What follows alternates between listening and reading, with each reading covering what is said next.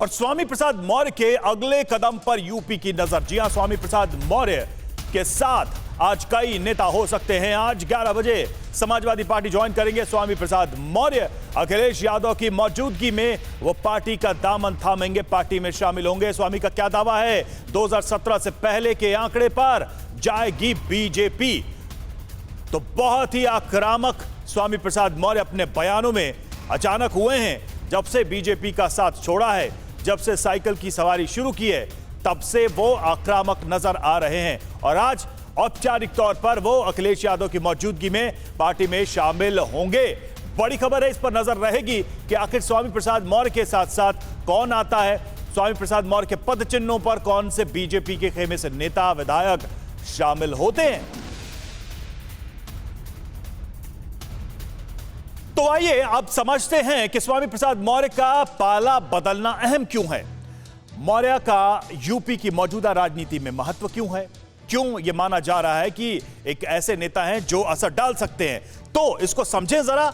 मौर्य की मजबूती क्या है? गैर यादव ओबीसी में अच्छी खासी पैठ है, अच्छी खासी पकड़ है और लंबे समय से इस पकड़ को उन्होंने बनाए रखने की कोशिश की है। अपने समर्थकों को एकजुट रखने में काबिल है, वो उनकी काबिलियत है कि अपने समर्थकों को एक साथ रखते हैं। इसीलिए यह मूवमेंट बल्क में होता नजर आ रहा है। 2017 में 15 समर्थकों को बीजेपी टिकट में दिलवाया और उसमें से 12 विजयी हुए थे, 12 जीते थे। तो क्या वही चीज फिर से रिपीट होने वाली है? खुद पडरौना से ये विधायक हैं और वहां का ये प्रतिनिधित्व करते हैं जनप्रतिनिधि के रूप में, विधायक के रूप में। और यह सीट पूर्वी यूपी में बिहार की सीमा के पास है, यानी पूर्वांचल की एक ऐसी सीट है जो बॉर्डर से लगती है, बिहार से लगती है। तो बेटे को उन्नाव की सीट से उतारने की तैयारी भी है।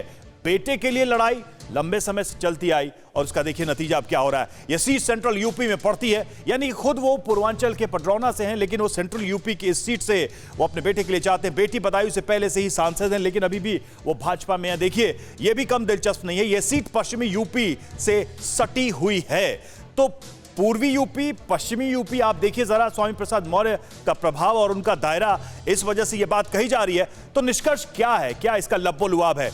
तो पूर्वी से पश्चिम यूपी तक स्वामी प्रसाद मौर्य का प्रभाव है, कम से कम इन चुनावी गणित, सीटों के गणित से यह समझ में आता है।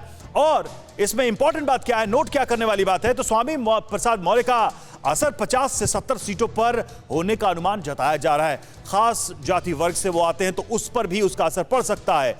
लेकिन वीकनेस क्या है, कमजोरी की भी बात कर लेते हैं। 2007 में बीएसपी टिकट पर डालमाऊ विधानसभा सीट से वो हार गए थे बीएसपी की तरफ से जब चुनाव लड़ा था 2007 में, तब जबकि बीएसपी सत्ता में आई थी। और बीजेपी लहर में भी 2017 में अपने बेटे को चुनाव वो नहीं जिता पाए थे। तो ये कुछ ऐसी भी बातें हैं जिससे कहीं ना कहीं वो वीक भी साबित होते हैं। प्रश्न ये, सबसे बड़ा सवाल ये है कि क्या स्वामी प्रसाद मौर्य के पार्टी छोड़ने आने जाने से बीजेपी को वाकई में बड़ा नुकसान होने वाला है? और क्या इस नुकसान का फायदा अखिलेश यादव को मिलने वाला है? क्या स्वामी प्रसाद मौर्य अखिलेश यादव को सत्ता तक पहुंचाने में सबसे मददगार साबित होंगे? अड़ी सोमवार से शुक्रवार शाम 6 बजे सिर्फ TV9 भारतवर्ष पर।